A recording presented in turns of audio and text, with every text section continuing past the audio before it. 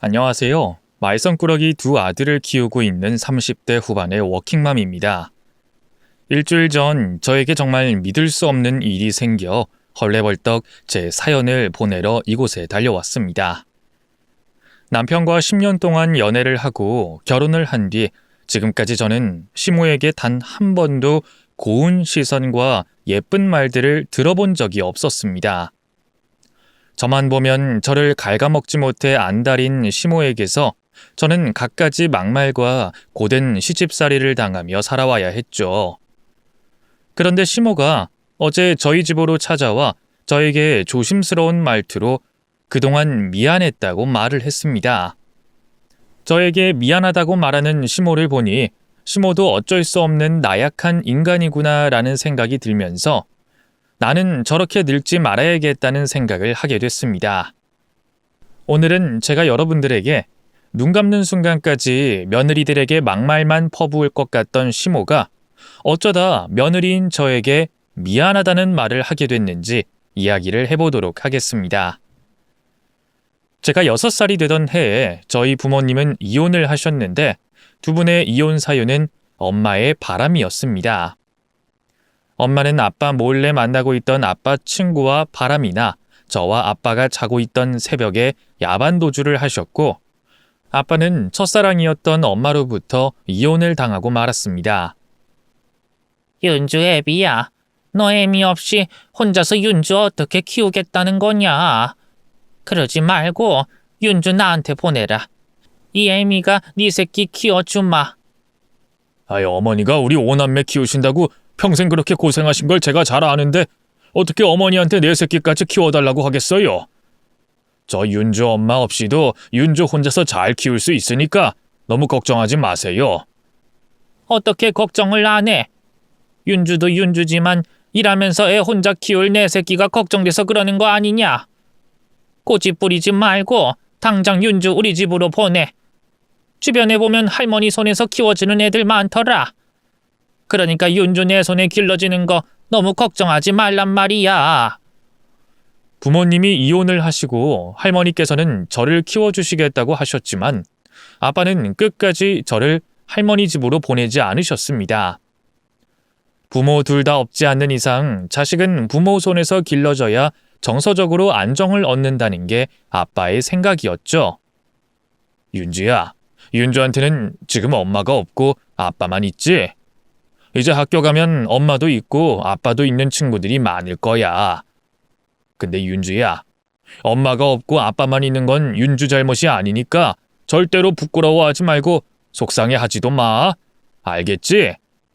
그리고 부모님 안 계시는 친구 있으면 놀리거나 괴롭히지 말고 사이좋게 지내야 돼.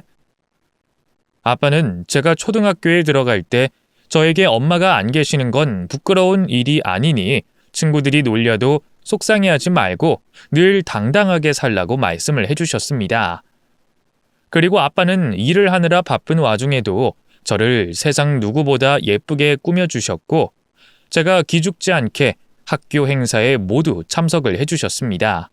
그 덕분에 저는 비록 엄마는 없지만 세상 누구보다 자신감이 넘치는 아이로 자랄 수 있었습니다. 아유, 형님, 윤주채는 누굴 닮았어 저 애가 저렇게 밝대요? 윤주채는 엄마 없이 자란 티가 하나도 안 나네요.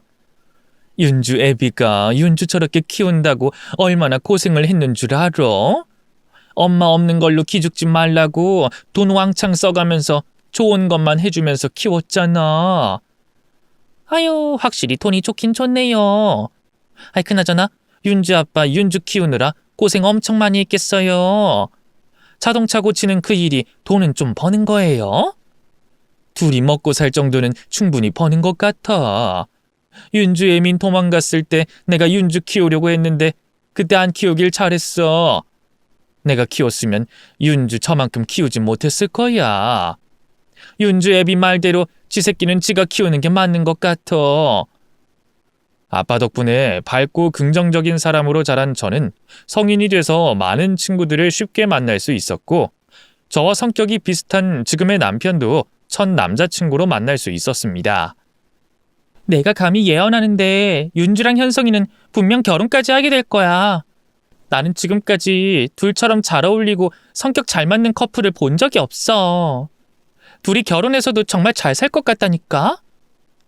언니, 사람 이름 모르는 거잖아요. 특히 결혼은 식장 들어가기 전까지 아무도 모른다고 하는데 너무 그러지 마요.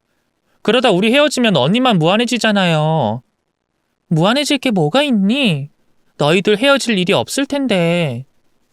너희들 결혼하면 내가 혼수 중에 비싼 거 하나 해줄 테니까 결혼하기나 하셔.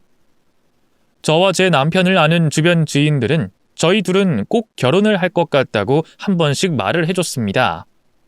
그만큼 남편과 제가 천생연분처럼 잘 맞는 커플이었는데 20 초반에 만난 남편은 20 후반이 될 때까지 저에게 결혼의 결자도 꺼내지 않았습니다.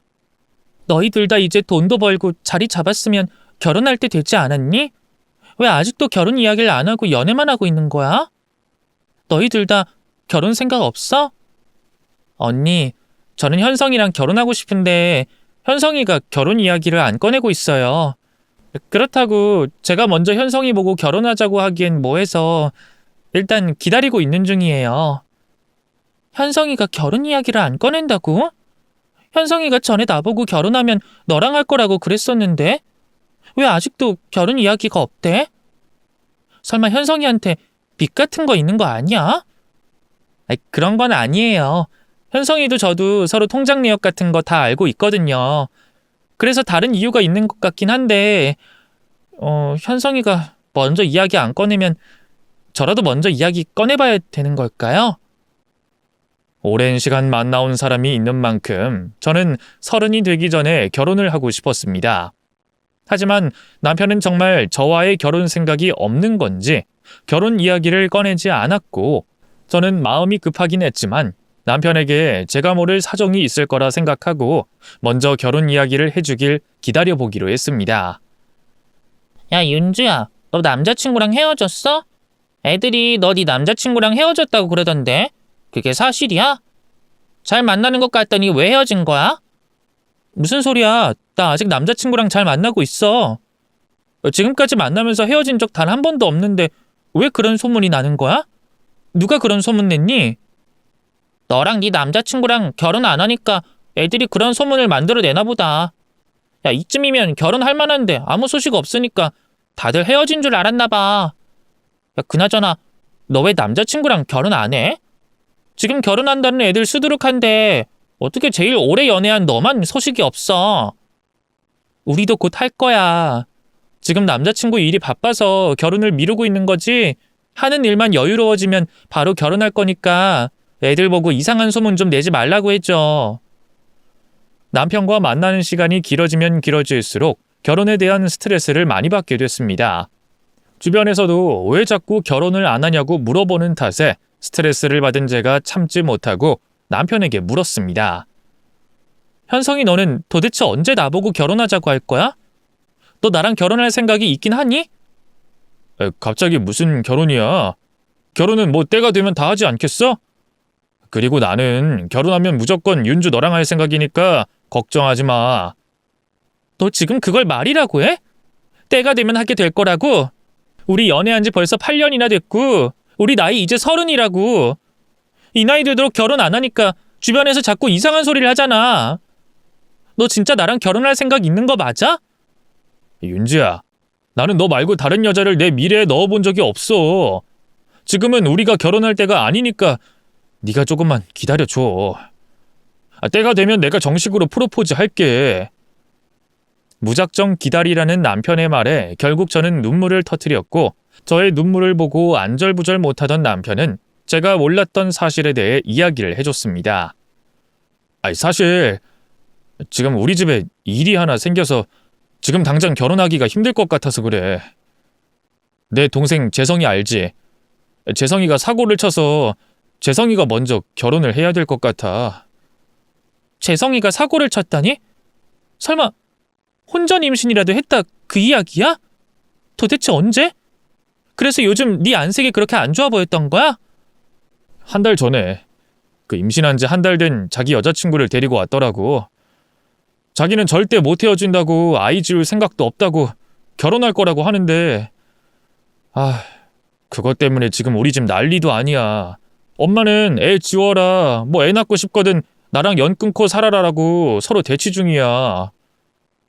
시동생이 먼저 장가를 가야 하는 바람에 저희 결혼은 기약도 없이 미뤄지게 됐는데, 그래도 저는 시동생의 결혼식 후 1, 2년 정도 뒤면 우리 결혼식도 올릴 수 있을 거라고 생각했지만 남편은 3년이 넘어가도록 또 결혼 이야기를 꺼내지 않았습니다. 그땐 이 남자가 저랑 결혼할 생각이 없다고 확신을 하게 됐고, 저는 남편에게 처음으로 이별을 통보했습니다. 우리 여기까지만 하고 헤어지자. 서로 나이 더 들고 혼기 놓치기 전에 헤어지는 게 맞다고 생각해. 윤지야, 갑자기 왜 그래? 우리 잘 만나고 있었잖아. 근데 왜 갑자기 헤어지자고 그러는 거야? 너 헤어지자는 말 함부로 안 하는 사람이잖아. 진짜 나랑 헤어질 생각이야? 진짜 헤어질 생각으로 말하는 거니까 우리 헤어지자.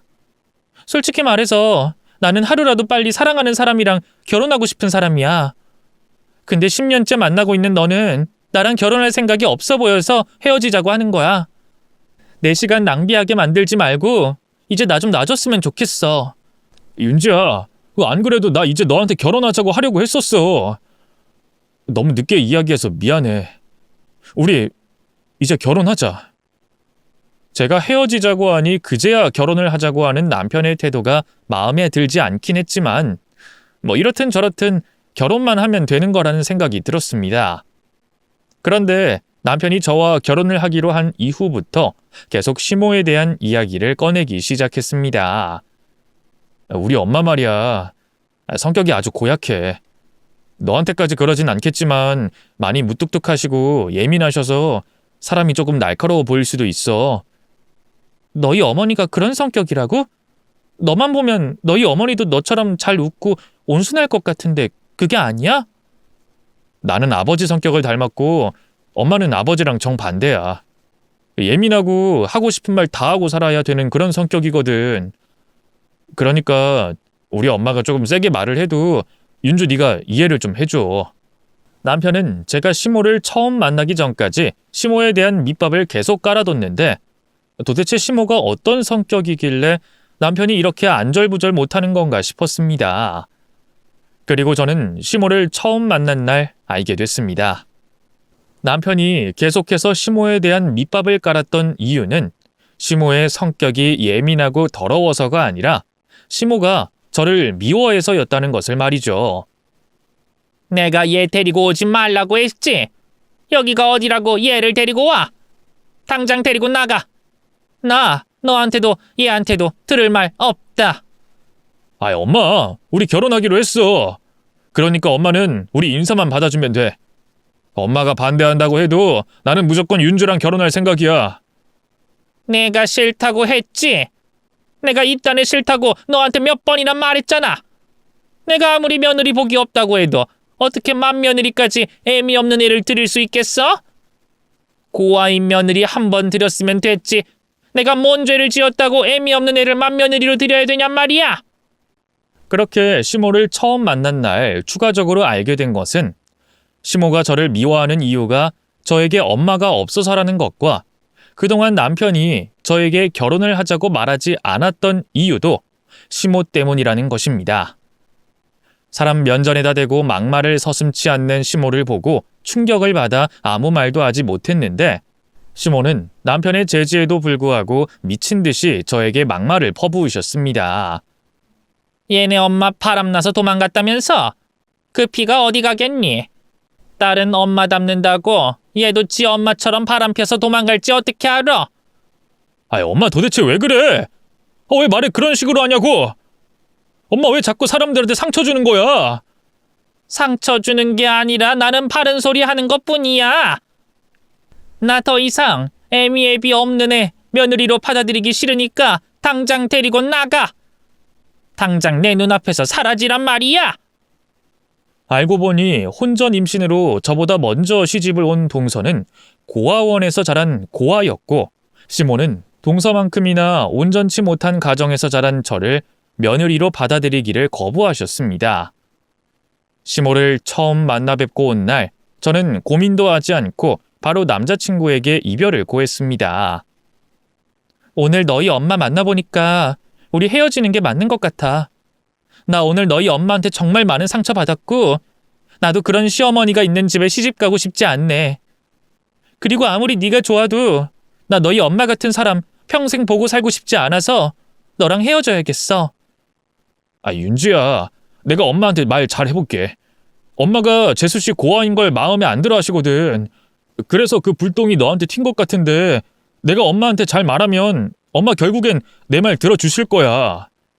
아니, 너희 엄마는 우리 둘 결혼하면 눈 감으실 때까지 나한테 저렇게 막말 퍼부으실 거야. 너희 엄마 말 못 들었니? 나도 우리 엄마처럼 바람 피울 거라잖아. 다시 생각해도 너희 엄마 진짜 대단하신 것 같아. 시모에게 상처도 받고 자존심도 상할 대로 다 상한 저는 두 번 다시 남편을 만나지 않으리라 다짐을 했지만 남편은 저를 붙잡기 위해 시동생과 동서까지 대동했습니다. 윤주야, 내가 재성이랑 재수씨한테 너 잡는 거 도와달라고 부탁 좀 했어. 재수씨도 우리 엄마 때문에 많이 힘들었지만 재성이 덕분에 잘 지내고 있다는 거 윤주 너한테 말해주고 싶어서 데리고 왔어. 내가 말했잖아. 너희 엄마 같은 사람 평생 보고 살고 싶지 않다고. 너희 엄마는 분명 결혼하고 나면 더 심하게 나를 괴롭히실 거야. 내가 잘할게.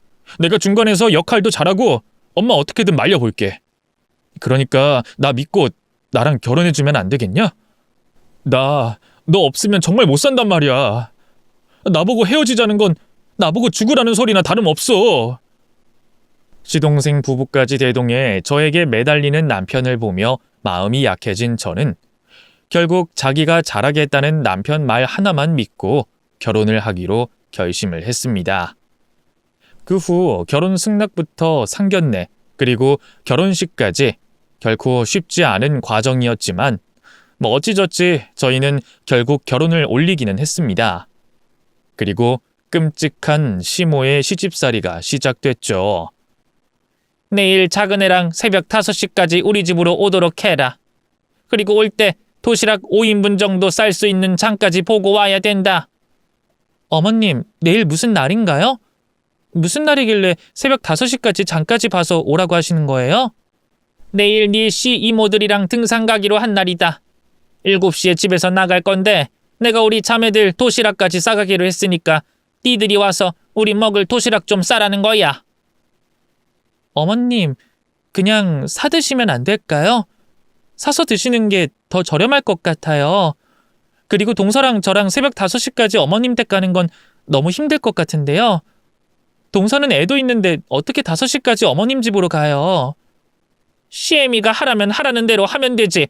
넌 왜 이렇게 참말이 많니? 사람 또 열받게 하지 말고 내가 시키는 대로 새벽 5시까지 끼어와.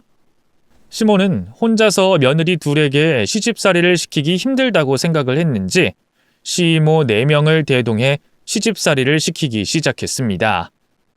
그뿐만이 아니었습니다. 시부가 죽고 한동안 연락을 끊고 살았다는 시고모들까지 집으로 불러들였습니다. 형님들, 제가 며느리 복이 없어도 참 없죠. 남편 복만 없는 줄 알았는데 알고 보니까 며느리 복까지 없지 뭐예요. 형님들은 얘네들 어떻게 생각하세요? 자네 말대로 이것도 다 자네 복이지 뭐. 그리고 현성이랑 재성이가 이런 애들 데리고 왔으면 우리한테 연락해서 도와달라고 하지 그랬어. 우리가 알았으면 어떻게든 이런 애들이랑 결혼 못하게 말렸을 거 아니야.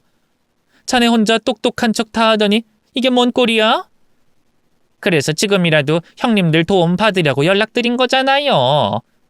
시대가 바뀌어서 그런 건지 얘네가 제가 하는 말은 귓등으로 안 듣더라고요. 형님들이 시집살이가 얼마나 무서운 건지 좀 보여주세요. 그래야겠네. 내가 아들이 없어서 현성이랑 재성이를 내 아들처럼 업어 키운 거 자네도 알지? 그러면 얘네들도 내 며느리나 다름없으니까 이것들한테 시집의 매운맛을 좀 단단히 보여줘야겠어. 그렇게 동서와 저는 시 이모들과 시 고모들에게 시집살이를 당하며 결혼 생활을 견뎌내야만 했습니다. 그러던 중 제가 임신을 하게 됐는데 병원에 입원할 정도로 심각한 입덧을 하게 됐습니다. 그리고 그 사실을 잘 알고 있는 시모는 저에게 전화를 줘 김장을 담그러 오라고 하셨습니다. 내일 우리 집에서 이모들이랑 김장 담글 거니까 늦지 말고 아침 7시까지 우리 집으로 와. 현성이는 일하느라 힘드니까 데리고 올 생각하지 말고 너만 와야 된다. 어머님, 저도 내일 못 갈 것 같아요. 입덧 때문에 저 아무것도 못하고 지금도 누워만 있거든요. 내일 제가 가면 오히려 민폐만 끼칠 것 같은데 저 대신 현성 씨만 보내면 안 될까요? 내 말 못 들었니? 현성이 일 때문에 힘들 테니까 주말에 쉬게 하라고. 그리고 입덧 그거 뭐가 대수라고 그걸 핑계라고 말하고 있어? 나도 입덧 해봤고 너희 이모들도 다 입덧 해봐서 잘 아는데 그거 그냥 참고 버티면 되는 거야. 잔머리 굴리지 말고 내일 늦지 않게 오도록 해. 솔직히 결혼 전에는 시모가 뭐라고 하든 말든 대꾸하고 맞서 싸워서라도 피해를 안 봐야겠다고 생각을 했었는데 막상 결혼하고 보니 제 간이 콩알만 했던 건지 그러기도 쉽지 않았습니다. 그래서 결국 저는 시모가 시키는 대로 김장을 담그러 시댁으로 향했는데 그날 시댁에 도착하자마자 변기를 잡고 놓을 수 없었던 저는 혼절을 하고 말았고 그대로 응급실로 실려가게 됐습니다. 엄마는 도대체 왜 이 사람을 못 잡아먹어서 안달이야? 입덧 때문에 힘들다고 못 간다고 말했다는데 왜 그걸 듣고도 사람을 불러들여서 이렇게 되게 만드냐고? 이게 왜 내 탓이야? 얘 몸이 약한 탓이지 이게 왜 내 탓이냐고? 너는 네 와이프 잘못되면 꼭 엄마 탓하더라. 엄마도 얘 때문에 스트레스 받아서 쓰러질 것 같아. 김장 담그는 게 뭐가 그렇게 힘들다고 이 연병을 떠는 거라니? 이거 다 쇼 아니야? 입덧 때문에 힘들어서 약도 먹고 병원에 입원도 했다는 거 알면서 일 시킨 엄마 잘못 맞지? 왜 엄마는 엄마 잘못을 모르는 거야? 엄마는 오늘 이후로 이 사람한테 연락하지 마. 애 나오면 그때 연락할 테니까 그 전까지 연락하지 말란 말이야.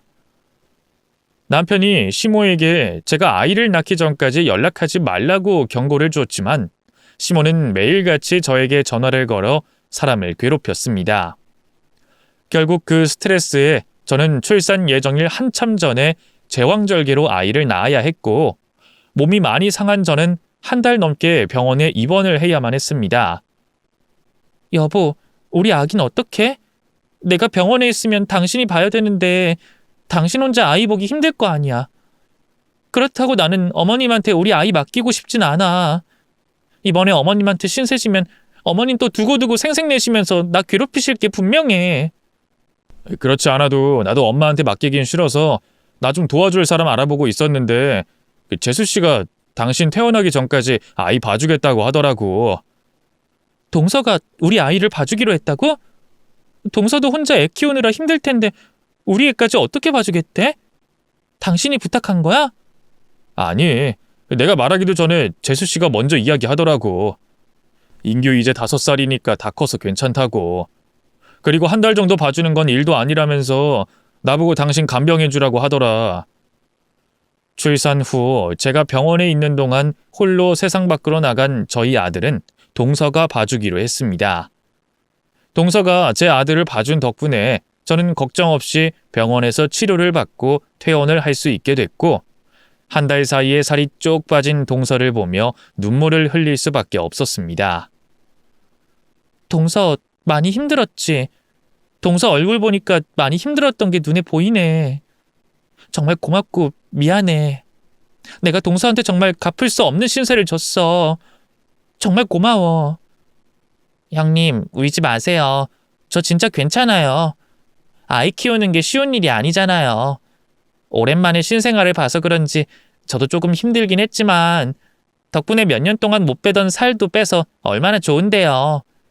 그리고 저는 이미 한번 경험을 했어서 그런지 생각보다 그렇게 힘들진 않았어요.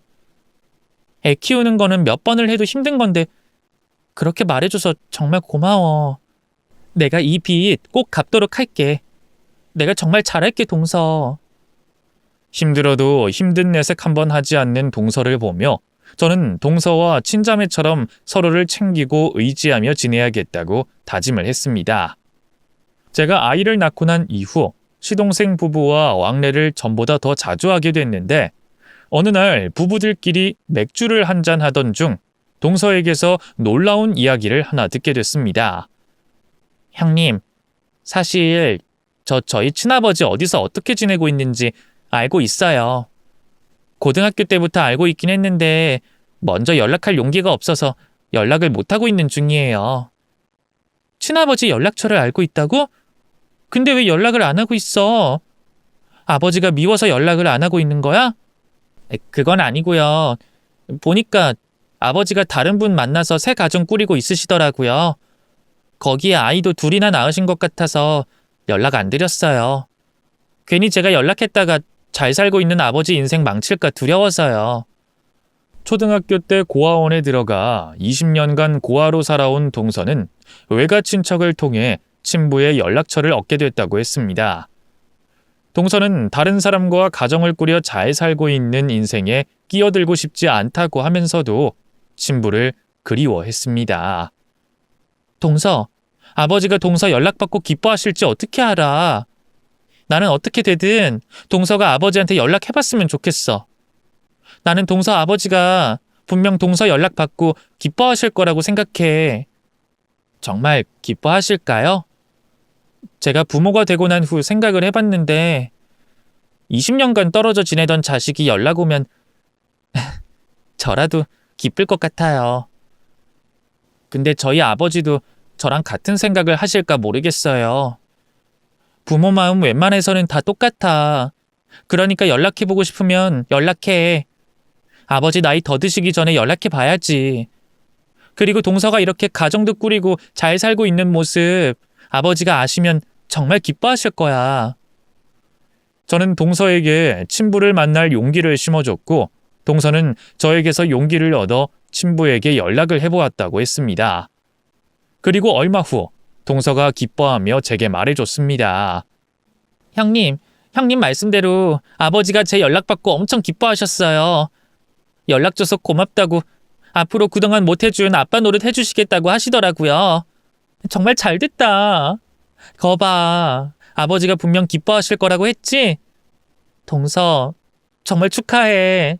동서가 행복해하니까 나도 덩달아 같이 행복하다. 이게 다 형님 덕분이에요. 물론 지금 아버지랑 많이 서먹하고 어색하긴 하지만 계속 연락 주고받고 왕래하다 보면 금방 친해질 수 있겠죠? 그리고 지금 아빠가 같이 살고 계시는 분도 좋은 분이신지 저한테 딸이 하나 더 생겼다면서 엄청 잘해주셨어요. 정말 다행인 것 같아요. 동서가 20년 만에 친부를 찾았다는 소식을 시모도 알게 됐는데 시모는 그 말을 듣고 의아해하며 동서에게 물었습니다. 근데 네 아버지는 너를 왜 고아원에 갖다 버리셨다니? 그 이유는 물어봤어? 그리고 지금 무슨 일 하고 계신데? 보나마나 직업도 없이 한량처럼 집에서 술만 마시면서 지내고 있겠지? 무슨 일을 하시는 것 같긴 한데 정확히 무슨 일 하시는지는 제가 안 물어봐서 모르겠어요. 직접 만나뵈니까 일을 안 하시는 것 같지는 않더라고요. 너한테 무슨 일 하는지 먼저 말 안 한 거 보면 뻔하지 뭐. 백수야 백수. 그렇다고 20년 만에 만난 딸한테 백수라고는 솔직하게 말 못하니 일부러 너 속인 거지. 시모는 동서를 앞에다 두고 동서 친부에 대해 비아냥거리셨지만 성격이 온순하고 착하기만 한 동서는 그런 이야기를 듣고도 시모에게 단 한 번도 반박을 하지 못했습니다. 그래서 제가 그런 동서를 도와주고자 시모에게 말했습니다. 어머님, 말씀이 너무 지나치신 거 아니에요? 동서가 친부 만났으면 축하한다, 잘됐다 해주지도 못할 망정 왜 동서 아버지에 대해서 그렇게 함부로 말씀하시는 거예요? 네가 뭔데 나서? 너 얘랑 뭐라도 되니? 겨우 동서지간이면서 왜 나서냐고? 왜? 이제 너랑 똑같은 처진 것 같아서 동지애라도 느끼니? 너도 엄마 없고 쟤도 엄마 없자녀. 애미 없는 애들끼리 똘똘 뭉치는 거냐고? 어머님, 적당히 좀 하세요. 어머님 말씀대로라면 어머님 아들들도 지금 애비 없는 거겠네요. 그렇게 치면 우리 부부들 다 똑같은 입장인데 왜 막말하세요? 애비 없나 애미 없나 똑같은 건 마찬가지라고요. 제 말에 시모는 크게 충격을 받았는지 처음으로 저의 말에 대꾸를 하지 못하셨습니다.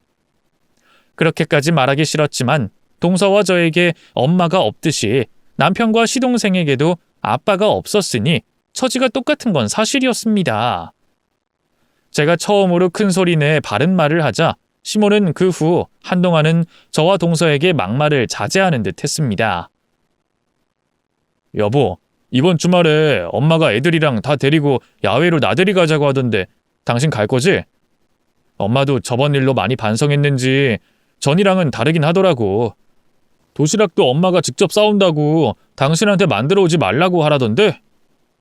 그 일 이후로 나랑 동서가 애들 데리고 어머님 집 안 가니까 그런 거지. 어머님도 가만 보면 외로움 엄청 타신다니까? 아들 다 장가가고 혼자 사시니까 더 그런 것 같아. 이번엔 엄마가 한번 져서 들어와 주는 거니까 당신도 저번 일은 눈 감아주고 그냥 넘어가 줘. 결국 시모도 사람인지라 가족들을 안 보고 살 수는 없었는지 화가 난 동서와 제가 시댁의 발길을 끊자 처음으로 저희에게 지고 들어와 주셨습니다. 동서도 저도 그리 독한 사람들은 아니라 그런 시모를 보고 지난 일은 모른 척하고 넘어가 주기로 했습니다. 아유, 이렇게 날씨 좋은 날 우리 아들들이랑 손자들이랑 나들이 나오니까 너무 좋네.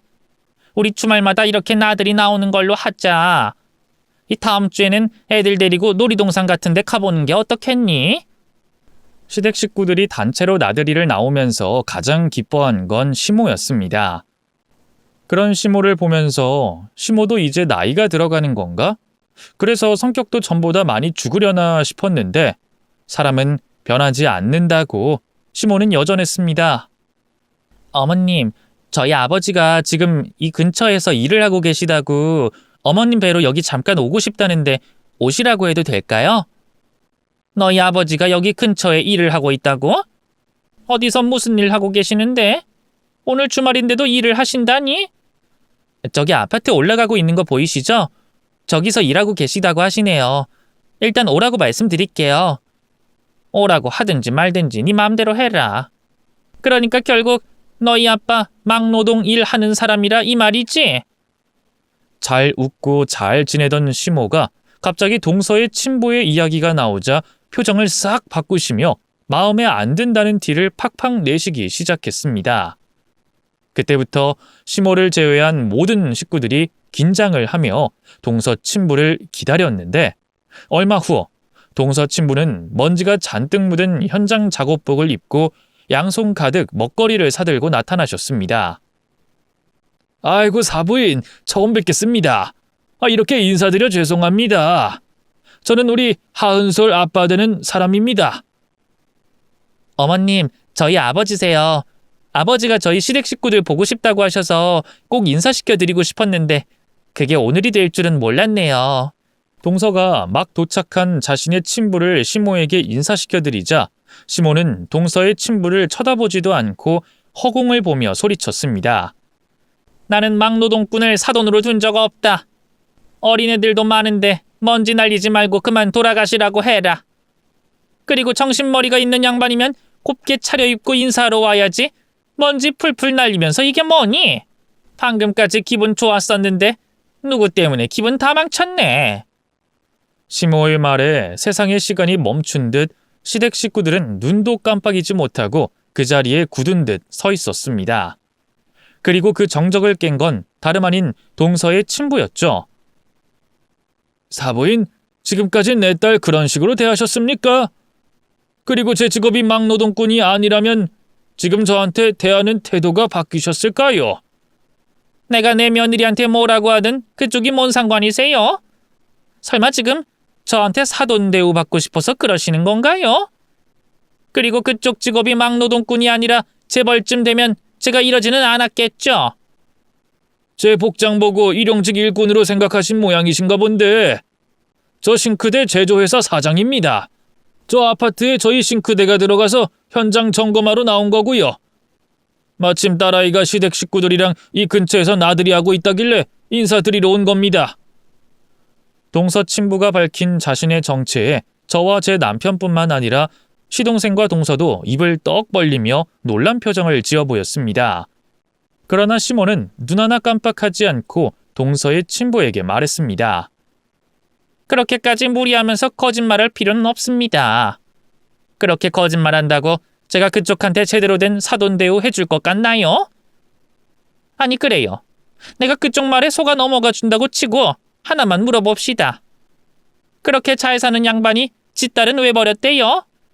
돈 많은 양반이 애를 왜 고아원에 갖다 버리셨냐고요? 애 엄마랑 이혼하고 애 엄마가 애를 데리고 갔습니다. 그 후에 연락이 끊겼고요.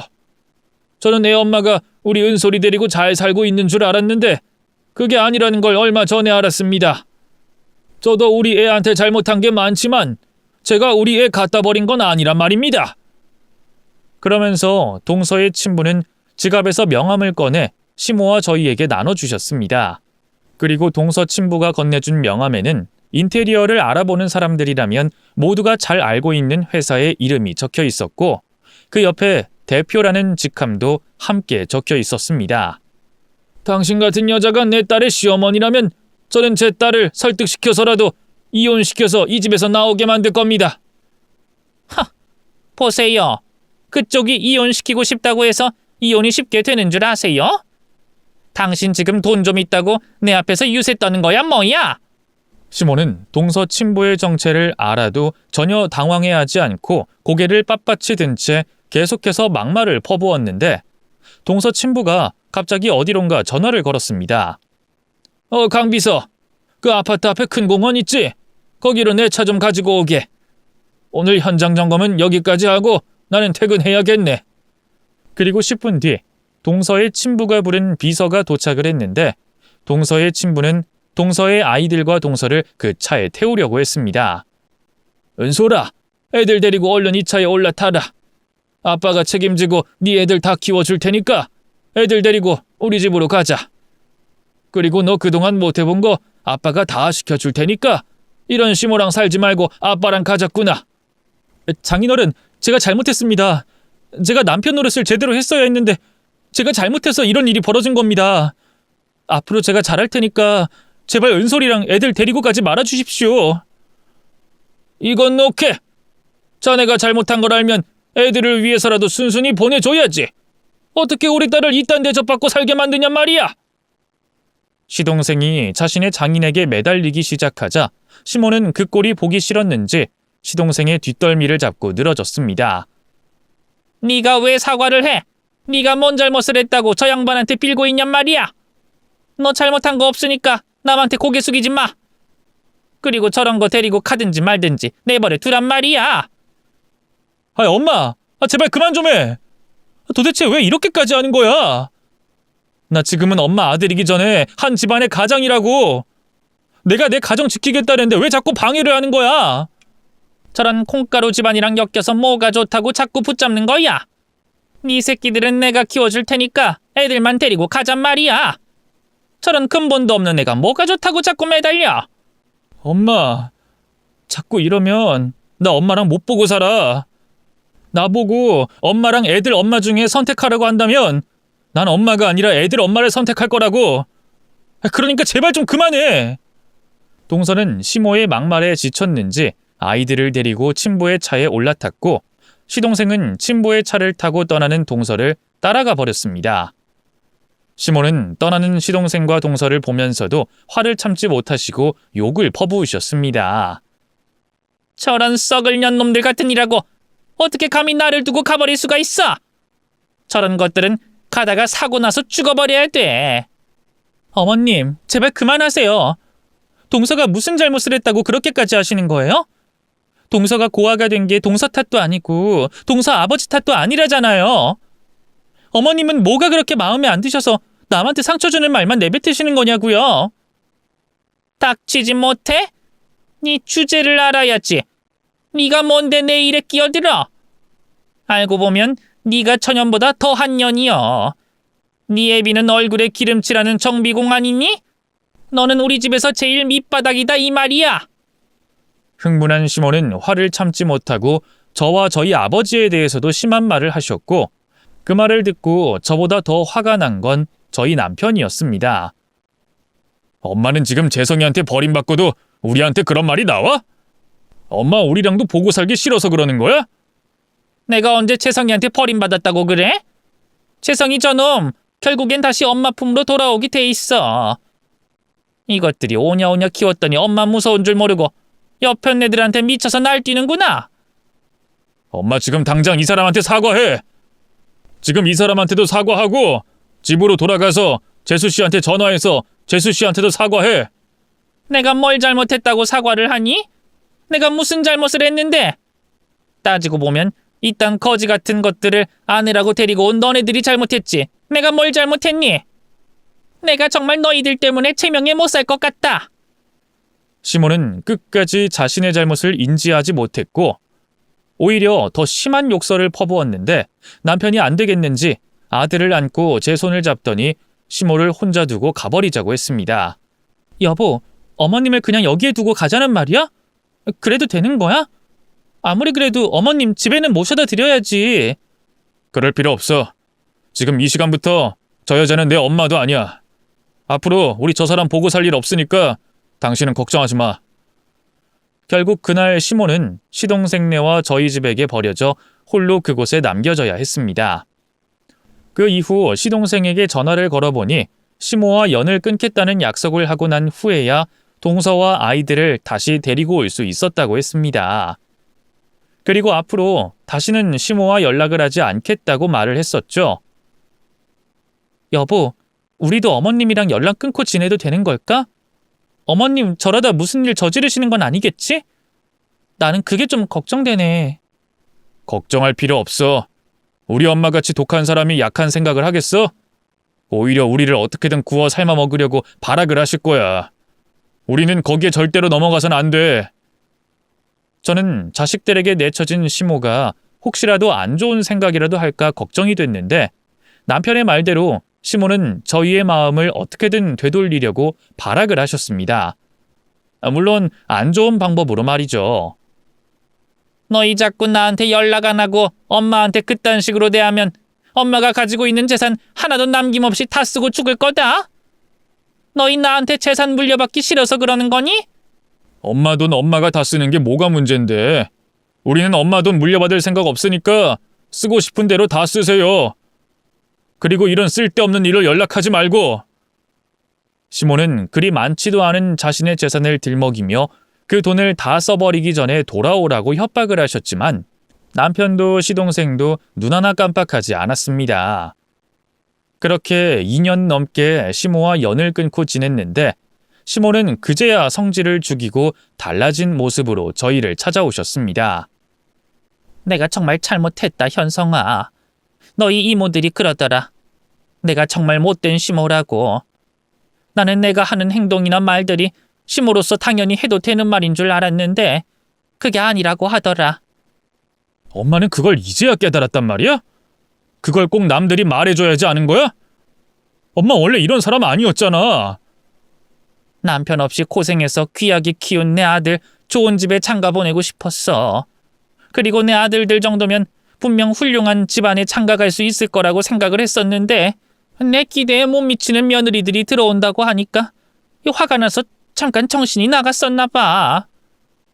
2년 만에 저희 집으로 찾아온 시모는 자신이 잘못한 걸 깨달았다며 용서를 해달라고 했지만 남편에게 사과를 할 뿐 저에게는 미안하다는 말을 하지 않으셨습니다.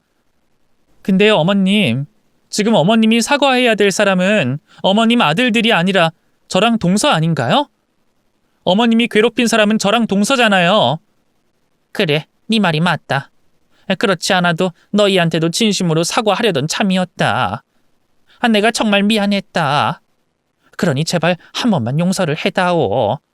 내가 이렇게 부탁하마. 시모가 고개를 조아리고 저에게 사과를 할 때 정말 오만 가지 생각이 다 들었습니다. 안쓰럽기도 하고 나는 저렇게 되지 말아야겠다는 생각도 하면서 사과를 받으니 오히려 지난 날이 다시 떠올라 더 화가 나기도 했습니다. 이 사람이 엄마 완전히 용서할 수 있을 때 나도 엄마 용서할 생각이니까 이 사람이 엄마 용서할 때까지 기다려줘. 세아가, 내가 달라질 테니 내 말 한 번만 믿고 나 좀 꼭 용서해 다오. 이따가 재성이네 가서도 내가 진심으로 사과할 생각이다. 엄마, 재성이 집 가서는 재성이한테 먼저 용서해달라고 빌지 말고 재수 씨한테 미안하다고 말해. 재수 씨 엄마 때문에 고생 많이 한 거 알지? 재수 씨가 재성이랑 이혼 안 하고 같이 살고 있는 것만으로도 지금 대단한 일이야. 그렇게 시모는 저와 동서에게 용서를 구했는데 동서는 저와 똑같은 생각을 했다고 말했습니다. 어머님이 잘못했다고 한 번만 봐달라고 하는데 더 화가 나는 거 있죠? 왜 나를 그렇게까지 미워하고 괴롭혔나 싶은 생각이 들면서 눈물도 나고 원망스럽더라고요. 결국 이렇게 사과하실 거 왜 그랬나 따져 묻고 싶었어요. 동서, 나도 그렇게 생각했어. 그 전까지는 어머님이 미안하다고만 하면 용서가 될 줄 알았는데 오히려 용서가 더 안 되더라고. 형님, 아마 저는 어머님이 돌아가실 때까지 어머님 용서 못할 것 같아요. 그래서 저는 제 마음 가는 대로 하려고요. 그래야지 애들 아빠랑 더 오래 살 수 있을 것 같아요. 그래, 동서. 우리 각자 마음 가는 대로 하자. 어머님이 용서 안 되는데 나이 들어가는 게 불쌍하다고 억지로 용서하면 결국 우리만 힘들어질 거야. 동서와 저는 시모의 사과를 바로 받아주지 않기로 했고 진심으로 시모가 용서가 될 때 그때 용서를 해주기로 했습니다. 제가 언제쯤이면 시모를 용서해 줄 수 있을지 모르겠습니다. 동서의 말대로 시모가 죽을 때까지 용서가 안 될 수도 있다는 생각도 듭니다. 시간이 약이라고 이 모든 것도 시간이 해결해 주겠지만 예외도 있다는 걸 잊지 말아야겠습니다.